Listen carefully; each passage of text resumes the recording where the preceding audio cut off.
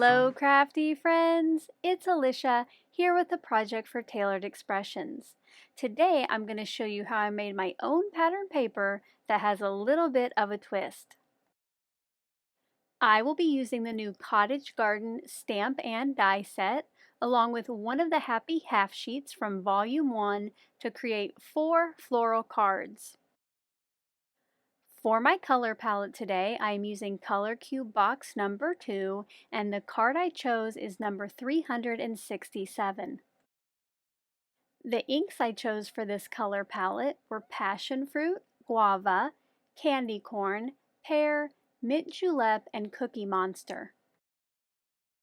For my card bases, I will be using Sugar Cube cardstock, and for the base of my Happy Half Sheet piece, I chose Woodgrain cardstock in white.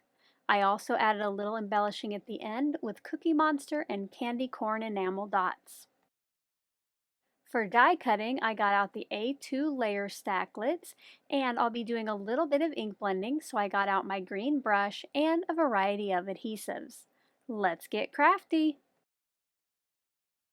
I'm going to get started by creating my pattern paper, but like I mentioned before, mine has a bit of a twist.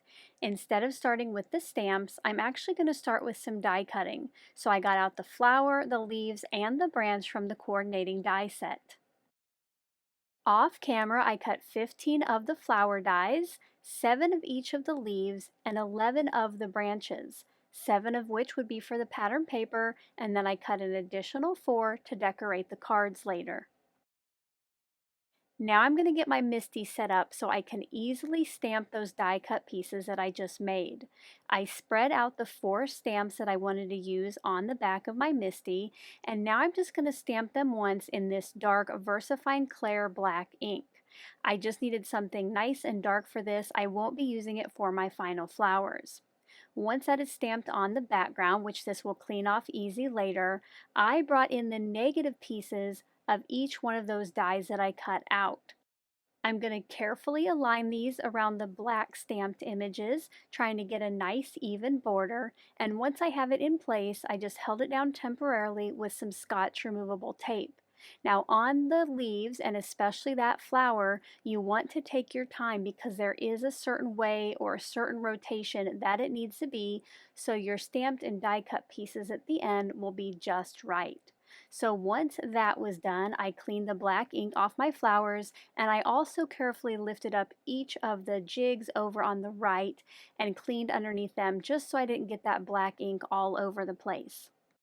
Now I can start stamping, so I brought in one of each shape and got them placed into their cardstock templates. Again, with the flower, I had to rotate it a little bit to get it just right. For the flower, I'm going to be using 3 different inks, 5 in each of Candy Corn, Passion Fruit, and Guava, just for a little added color. I will start with the Candy Corn since it's the lightest ink, and now for the branches and the leaves, I got out the other 3 colors. Now I did bring in my ink cubes just to make it easier to ink these smaller stamps up, but if you have full-size ink pads, those will work as well. I inked up each of my stamps with their coordinating color, and when I put the ink pads down, especially for the leaves, I tried to put them where I would remember which color goes with which stamp. Once they were inked up, I brought in the Just Press tool to help me get a nice crisp impression on these, and then you'll see once they're stamped, I can just carefully lift the pieces up out of their jigs, and now all I have to do is replace that with some more of the Sugar Cube die cuts, and then I can just keep inking up and stamping these. Now you might be wondering, why didn't I just stamp right onto the half sheet of cardstock?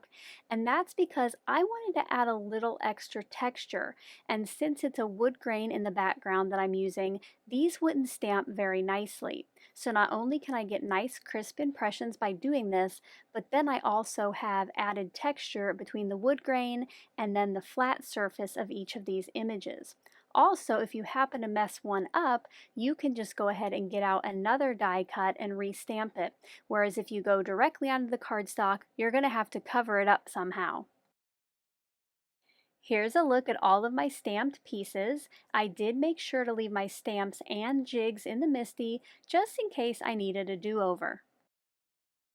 I brought in one sheet of the white wood grain cardstock, and now I'm going to start building my pattern paper.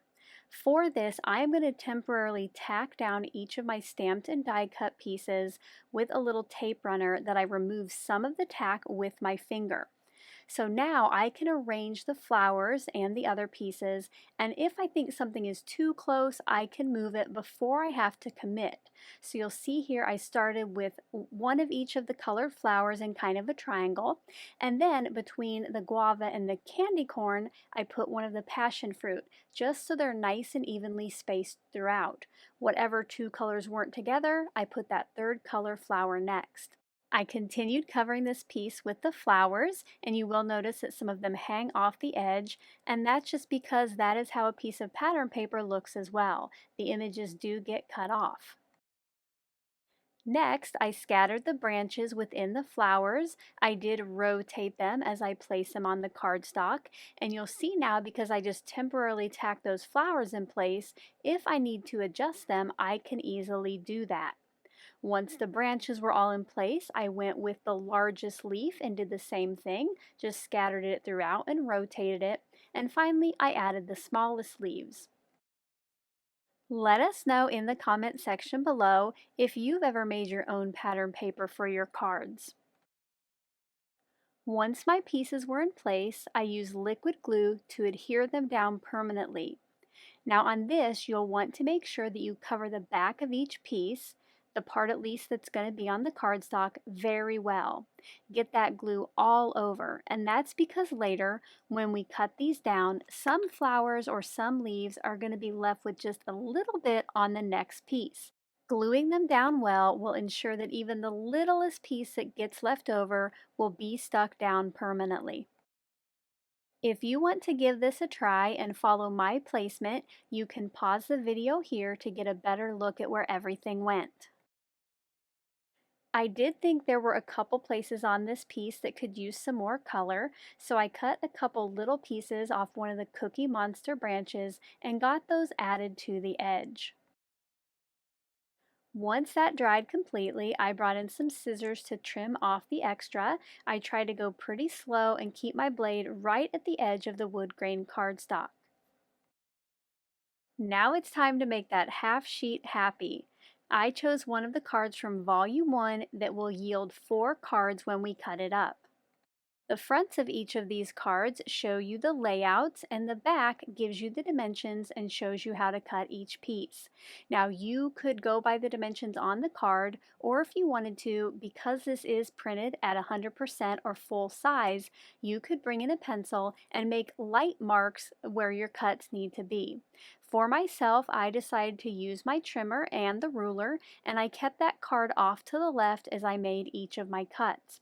Now for the final one, the right side, there is a diagonal cut.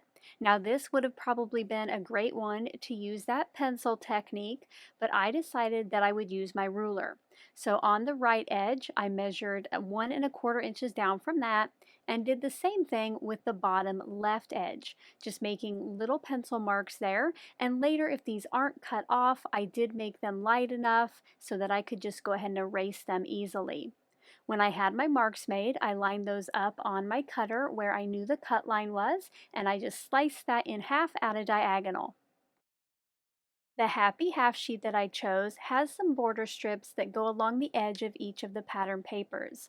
I decided that I wanted to have a little more texture, so I brought in a piece of the white wood grain cardstock, and I'm going to make my own pear colored wood grain cardstock. To do this, I'm just using a blending brush and the ink, and I made sure that when I did the blending that I would have enough to cut at least 5 strips that were 1/4 inch wide.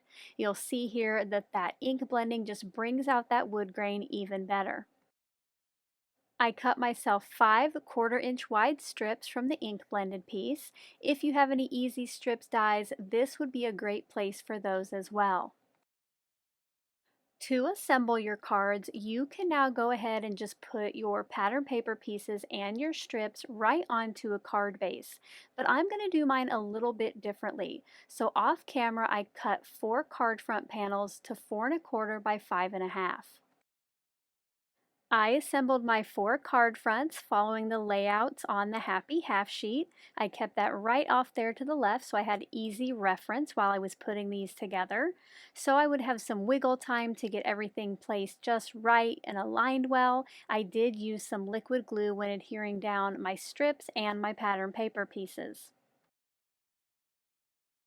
Once those dried completely, I cut off the excess strips from each of the edges, and now I'm going to use the second from largest A2 stacklet die to cut these down. That way when I go to put them on my final card front, I have a little white border all the way around. Because there were a couple extra layers on these pieces, I did run them through my die cut machine a couple times, and there were a few places where I used a pair of scissors to help with the cutting. I placed each of these pieces onto a sugar cube card base. I did my best to get a nice even white border all the way around, and using liquid glue once again gave me a little bit of wiggle time to get everything adjusted just right. One of the great things about the Happy Half sheets is once you have your card bases ready, you can decorate these however you want. The cards do give some suggestions, and for mine, I used the Thanks a Bunch sentiment from the stamp set, along with some of the leftover leaves and branches, and I added a little shimmer with some enamel dots. Here are some close-up looks at my final 4 cards. Thank you so much for taking the time to watch today's video. If you enjoyed the process, a thumbs up is appreciated. And if you're not already a subscriber, we do hope you'll click on the button below so you're the first to know about our latest videos. To find out more about the products I used today, you can check out the links in the description box below or visit the Tailored Expressions online store at tailoredexpressions.com.